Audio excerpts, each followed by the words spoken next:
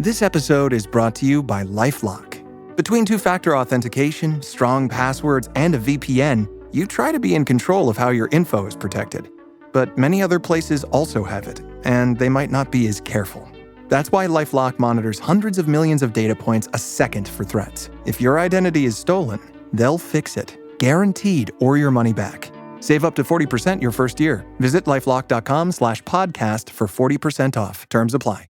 Parents of tweens, if you're familiar with far-off drop-offs... Dad, stop, right here. Or get DMs about what's for dinner, you may be experiencing tween milestones. For your son or daughter, these can start at age 9. HPV vaccination, a type of cancer prevention against certain HPV-related cancers, can start then too. For most, HPV clears on its own. But for those who don't clear the virus, it can cause certain cancers later in life. Embrace this phase. Help protect them in the next. Ask their doctor today about HPV vaccination. Brought to you by Merck. This podcast is brought to you by Carvana. Got a car to sell but no time to waste? Hop on to Carvana.com to get a real offer for your car in seconds. All you have to do is enter your license plate, answer a few quick questions, and if you accept the offer, Carvana will pay you as soon as you hand the keys over. They even offer same-day pickup in many cities. Save your time, score some cash, and sell your car the convenient way to Carvana. Pickup times vary. Fees may apply.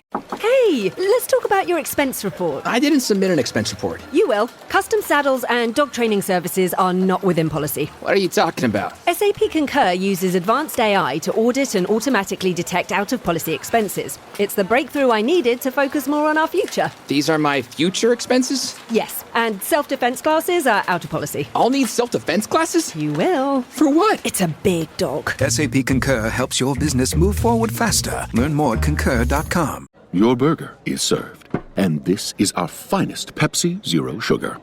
Its sweet profile perfectly balances the savory notes of your burger. That is one perfect combination. Burgers deserve Pepsi. Welcome to the HCI family of podcasts. We're your source for personal, professional, and organizational growth and development. We share our own original research, explore industry trends, and interview executives and thought leaders from across the globe. Join us for practitioner-oriented content around all things leadership, HR, talent management, organizational development, and change management. Maximize your personal and organizational potential with the HCI family of podcasts. Lynn Blades, welcome to the conversation today. Thank you for having me, John. It's a real pleasure to be with you. You're joining us from London. I'm south of Salt Lake City in Utah. And today we're going to be talking about your new book, The Quiet Burn, The Ambitious Woman's Guide to Recognizing and Preventing Burnout. Wonderful topic. I'm not a woman, but I do know a thing or two about burnout. I've experienced that. I'm excited to pick your brain and hear your thoughts, your experiences, and your wisdom around burnout as it applies to women in life, women in the workplace. And I think this will be a really fun conversation. As we get started, I wanted to share Lynn's bio with everybody. Lynn Blades is the founder of Legacy Leadership, an executive leadership consultancy, and a dedicated DEI advocate. She has strived to cultivate a 21st century leadership workforce that truly reflects the diversity of our society. Blades is a distinguished Marshall Goldsmith elite executive coach with 2 decades of experience guiding a diverse range of clients. She has coached C-suite executives, directors, and their teams across various industries. Her clients include Fortune 500 and Fortune 100 companies such as Nike, KPMG, Ernst & Young, Barclays, and PayPal. And you can find more about her at lynnblades.com. Amazon One Medical presents Painful Thoughts. I've been on hold to make a doctor's appointment for 23 minutes now. The automated voice has told me 47 times that my call is very important to them. I'm starting to think that they don't think my call is important at all.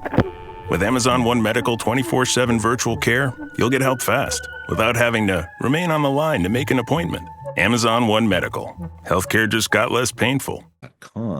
Lynn, anything else you would like to share about yourself, your background, personal context before we dive on in?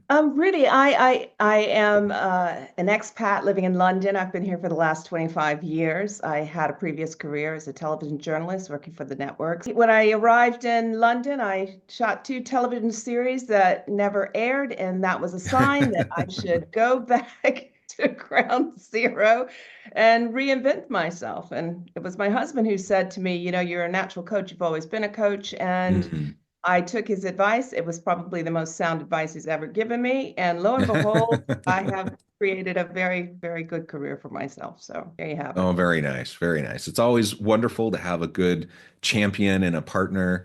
I'm glad your husband was that for you. Great to hear about all the wonderful successes that you're having. And I'm excited to talk to you about your new book. One of the things I always love to ask authors is, why this book? Why now? So, writing a book is a labor of love. It takes a lot of time and a lot of energy, a lot of frustrations, usually sleepless nights, lots of things like that. So what was it about this topic, and what was it about this book that you wanted to get out to the world? I'll tell you, John, quite frankly, I got really tired of seeing highly ambitious and top performing women clients burn. But the funny thing about it is that I actually burnt out myself, and I ignored every single sign, every physical, mental, and emotional sign of that burnout, that it was coming, it was impending doom, until I was really knocked down, literally knocked down. And my burnout showed up as two disintegrated discs in my back, and I had to have a titanium cage with three 3-inch screws put into my back for me to learn that lesson. So when I saw it amongst my clients, when I saw that they were in denial and that they weren't paying attention to the signs, and the classic is, oh, you know what, I'm gonna relax after this is done, or that can wait as soon as I get this thing over with, and when this happens. And quite frankly, that's all crap, because at the end of the day, if you don't pay attention to these signs, you are definitely going to end up burnt out. And women, 40% of women feel this kind of burn. Women in leadership in particular, we burn hard because we are conditioned, and women in general are conditioned, to put our needs last. Everybody gets prioritized over us. And when we do prioritize ourselves, we feel guilty because that's what we've been taught to feel. But the fact is, if you don't prioritize your needs, if you don't listen to the signs, then you will burn out. And when you burn out, you are no good to anyone. So if you prioritize you, everybody's going to benefit from that. And I just felt that that message was so important, especially now when all of us are standing on shifting sand. And it looks really a bit scary out there, not just a bit, a lot scary out there for a lot of people, because times are changing so quickly and the impact is global.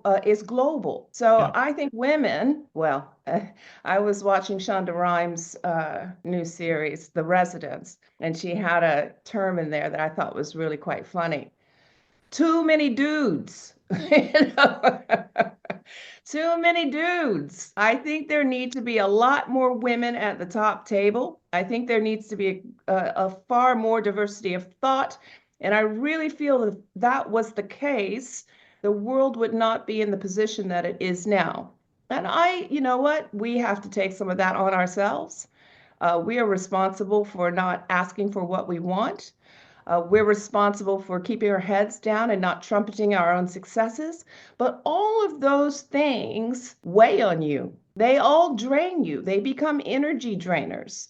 And slowly but surely, they have a devastating impact. And that impact looks like burnout. Yeah. Well, and let's not forget, the system is stacked against you. I mean, patriarchy is a thing, and the whole system is set up for mediocre white men to rule.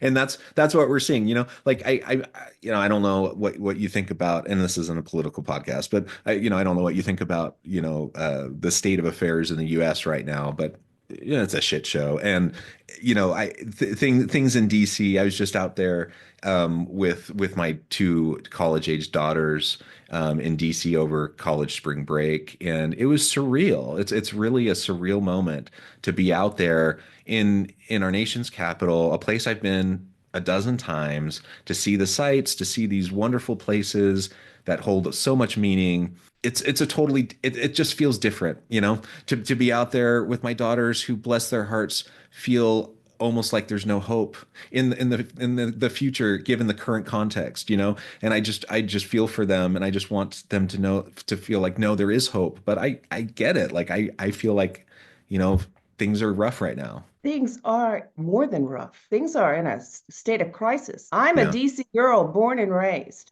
And when I look at how I was raised inside, inside of DC, my mom headed a department at the CIA when I was growing up. She moved from the secretarial pool and left with the Intelligence Medal of Honor. I saw that growth. I experienced that, America, it could happen. Yeah, the chips are stacked against us, but it could happen. And it seems like we've gone completely ass backwards.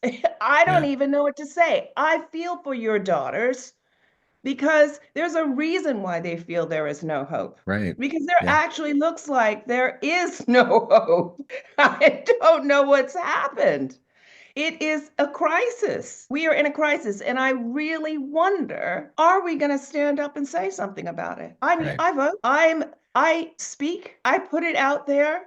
I mean, I just wrote a LinkedIn post about the Smithsonian. It was my father's first big job and how I used to spend time there as a kid. And now we're trying to whitewash history because Yeah. it's diversive.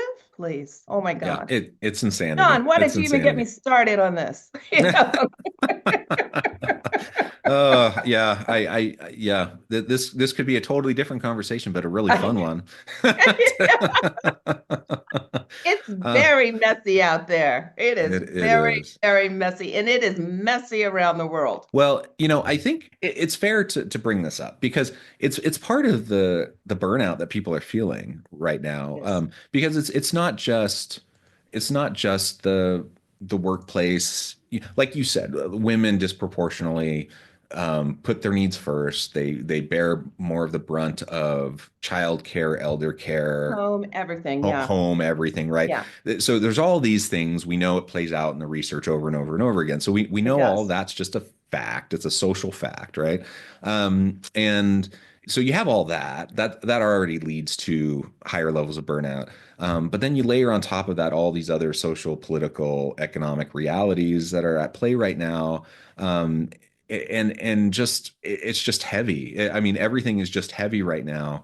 And I figure if I feel it, and I'm a straight cisgender white dude, so I have all these layers of privilege, and I feel like if I wake up every day and I feel how heavy it is, that it's gotta feel like overwhelming to other people who don't have all these layers of privilege that I have.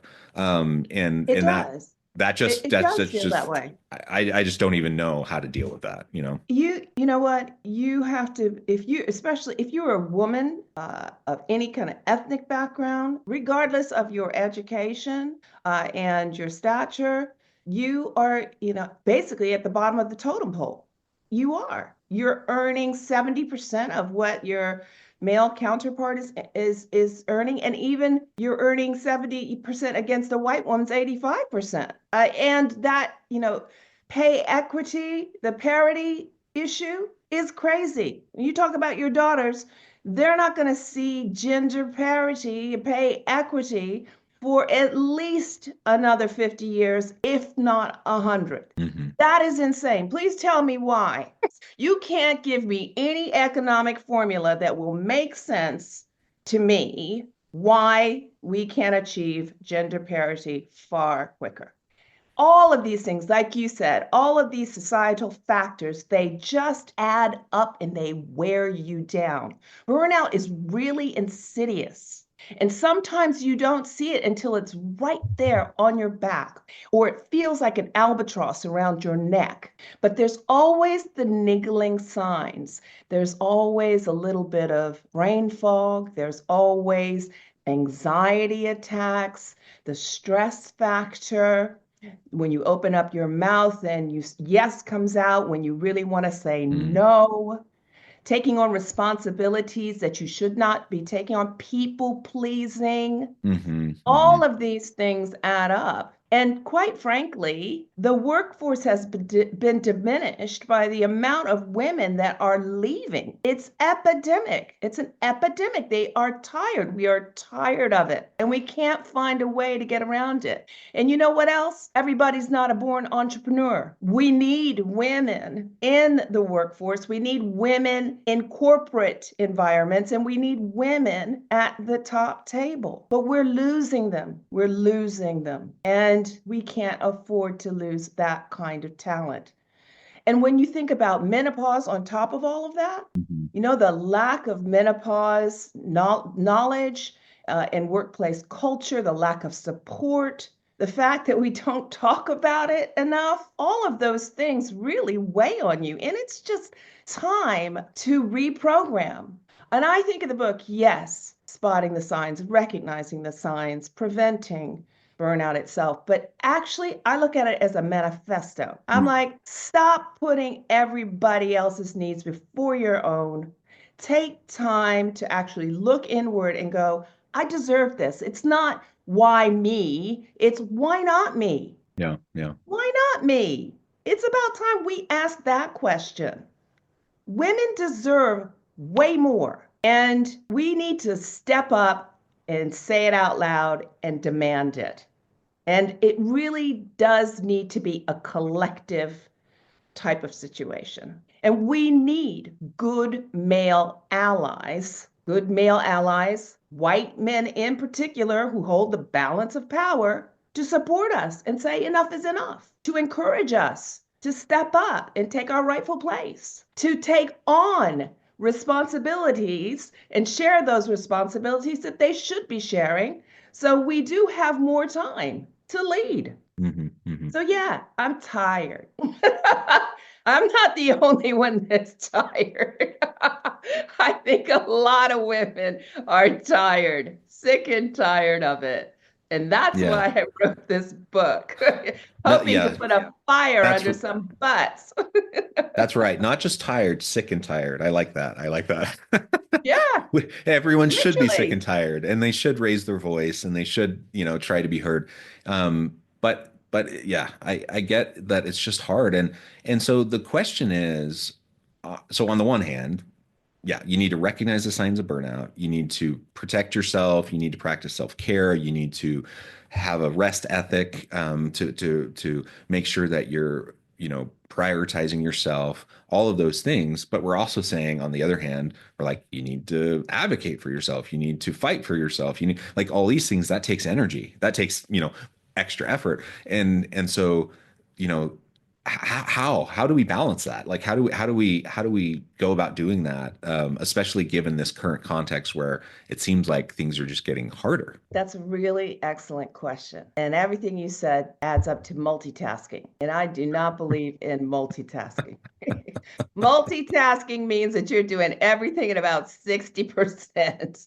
So I believe in prioritizing, deciding what is most important. So when you're prioritizing, you're going to get it right. So I'm saying, what's more important? Asking for what you want, changing the scenario, making sure that you're on, living a balanced life, or, and claiming it, actually claiming it, or just going along with the status quo. So I'm prioritizing telling you what I want, making sure you know where my boundaries are, protecting my boundaries, not letting you overstep, looking after number one, because if I look after number one, you're going to get my best.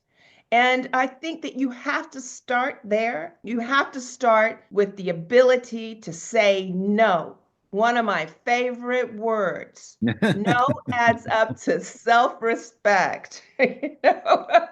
And self-respect is key. I think that we've lost our way. We have compromised our self-respect. We've somehow become confused about what it is that we deserve. And I'm like, stop for a minute And let's just think about this. Let's just look at it on paper. And if you look at it on paper and you see how out of line it is, the whole equity piece between men and women, then you just kind of go, this has to stop. It doesn't make sense when you look at the facts in black and white. I'm saying, look at the facts, stand up for the facts, and let's change the scenario, and let's unify and say, we can do this a better way. And we can also, not just survive, but thrive and grow this female talent that we are losing right now, that are giving up, literally giving up. And I think that's absolutely important. We cannot afford to burn out, and the world cannot afford to lose intelligent, talented women. And I wish there was a balance. People say, oh, men don't have EQ. Men have EQ. They have the same amount of EQ as women. The difference is that men believe in self-preservation and women believe in cultivating relationships and nurturing. But actually, if you want to be balanced and you want to be able to make your way and thrive, I think you need both of those pieces. Yeah, and I'm absolutely. saying cultivate that balance using both sides of your EQ and your intelligence, because quite frankly, this shit don't make sense. No, it does not. One thing you said, I want to pick your brain on just a little bit. It's perhaps a little bit off topic in relation to the burnout piece, but it's a trend that's really concerning to me. And so I mentioned a minute ago, like in my mind, I'm a professor, I'm a researcher. I consider it social fact, like all these things we're talking about, the equity piece, the issues that women are facing. I consider it social fact. Like I think there's so much evidence to go behind everything that we're talking about. But there's a disturbing trend in my mind that particularly among Gen Z men, that they are kind of like among millennials, we kind of saw this kind of progressive trend of them accepting diversity and inclusion just naturally. Like it just was innate. Like they're just like, of course we want more inclusion. But with Gen Z men, it seems to be going the other direction. This kind of this hyper masculinity. There's another term for it I'm forgetting off the top of my head, but this idea that that we need to move back towards kind of this hyper masculinity, and ultimately a lot of Gen Z men are basically questioning the whole idea behind gender disparity, equity issues, and they just don't believe it. They just think it's false, and it's misinformation, it's false information. They don't believe it, and it kind of blows my mind because there's so much evidence. Yeah, it's a trip. And of course, we can thank the Tate brothers. Yes. We can thank those fools, and we can thank the radicalization of these young men and incels and all of this nonsense that we are hearing and seeing. I don't know if you've seen Adolescence yet, but I haven't. The Netflix series is basically about what this kind of radicalization of young men and how they look at women in particular, and how we are going backwards. But I do feel, and we can thank Zuckerberg for his "we need more masculinity" and oh, do we really? Do we? Where's that getting us? So I'm like, somehow, and it has been ushered in with this administration and in its previous administration, that you can just tell lies and feed misinformation, and somehow we've become lemmings. We just buy in, and we will all just fall in line and fall off the cliff because someone said we should go and fall in line and fall off the cliff, because that's where utopia is. I mean, I don't understand how so many, like a whole generation of people, not just young generations, but older generations, have been brainwashed to believe things that simply are not true. Yeah. And also, let me tell you, John, a big piece of this is fear. Somehow, the people who have always held the balance of power, white men, fear that this is going to be taken away from them. How could they think that? How? How could that really happen, honestly, in real terms? How could that happen? We're talking about sharing power, equal distribution of privilege. That's what we're talking about. We're not saying get out of Dodge. We're saying, hey, let's not have any more black holes in a homogenous thinking. Let's actually look at the world as a global place where we connect with each other in, nanoseconds, or whatever it is, that you can be talking to someone on the other side of the world, just like you and me. And yet we're not catering to that structure, to that sense of being a part of a global world where consumers want to see themselves. They want their needs to be represented at the top table. We're just talking about what actually makes sense. And if you're worried about the green, the bottom line is going to increase when you have a diversity of thought at the top table. And I'm talking, if you've got a woman up there, it's going to increase by 21%. And if you have people from different ethnic backgrounds, 31%. So these people who are so worried, and they're worried about their money, it doesn't make sense. This thinking doesn't add up. So to me, it comes down to fear of losing privilege, fear of losing entitlement, fear of being extinguished. Well, guess what? Welcome to my club. This is a constant state of being, being invisible, not felt, not respected, unheard. So yeah, that's not going to happen, by the way. Yeah. I'm not really worried about the white male being extinguished or losing any kind of privilege. And you know what? I don't have like this whole thing. I'm just like about white men. I'm just like, share the power. Share the power because it bloody makes sense to share the power. Stop burning out your talent. Stop making people feel invisible and be smart. It's the weak leader that rules by fear. Eventually, it does catch up to you. It does, and it will. And it's devastating because they burn a path along the way. So what's left behind, is often a big fat pile of ashes. And that's the journey we're on right now, in my humble opinion. I share that opinion.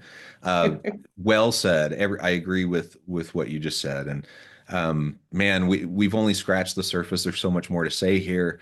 I do note the time. I need to let you go, get on with your evening. But before we wrap things up, I wanted to give you a chance to share with the audience how they can connect with you, find out more about your work, your DEI work, your book, where they can find that, and then give us a final word for today. Well, if you want to find out more about what I do and who I am, LinkedIn is the place, besides my website, which is lynnblades.com. But I often express my opinions in colorful ways on LinkedIn. You either like me or you don't, but you know what? It's really lovely to be liked and loved. But if you don't like me and love me, I don't really give a shit because I like and love myself a lot.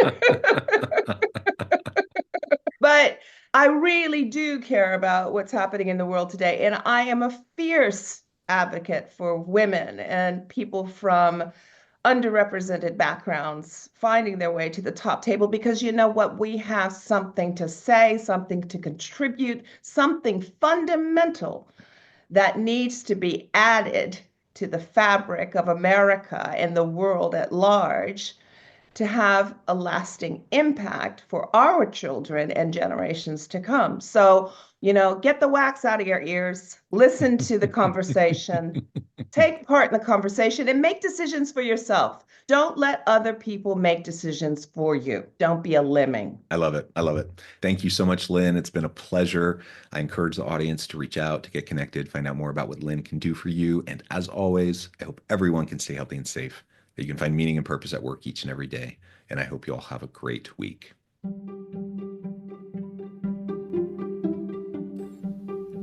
Thanks for joining us for this episode of the podcast. We hope you stay healthy and safe, and please join us again soon.